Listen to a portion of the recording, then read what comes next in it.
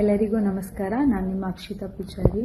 ನನಗೆ ಅಂದರೆ ನನ್ನ ಮೈಂಡಲ್ಲಿ ಒಂದು ಸೆಟ್ ಆಗಿ ಇರುವಂಥದ್ದು, ನನಗೆ ಬಿಗ್ ಬಾಸ್ ಹೋಗಲೇಬೇಕು, ನಾನು ಬಿಗ್ ಬಾಸ್ ಹೋಗುವಂಥದ್ದು ನನ್ನದೊಂದು ಟಾರ್ಗೆಟ್ ಅಂತ ಹೇಳ್ಬೋದು.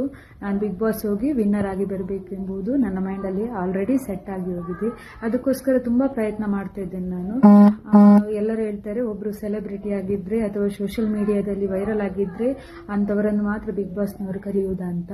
ಸೊ ನಾನು ಕೂಡ ಪ್ರಯತ್ನ ಪಡ್ತಾ ಇದ್ದೇನೆ, ನಮ್ಮನ್ನು ಕೂಡ ಕರಿಬೇಕು ಅಂತ. ನಾನು ಟೀಚರ್ ಆಗಿ ವರ್ಕ್ ಮಾಡುವಂಥದ್ದು, ನಾನೊಬ್ಬಳು ಟೀಚರ್ ಆಗಿ ವರ್ಕ್ ಮಾಡ್ತೇನೆ. ಹಾಗೆ ನನ್ನದೊಂದು ಟ್ಯೂಷನ್ ಸೆಂಟರ್ ಕೂಡ ಉಂಟು ಕಟ್ಪಾಡಿ ಉಡುಪಿಯಲ್ಲಿ.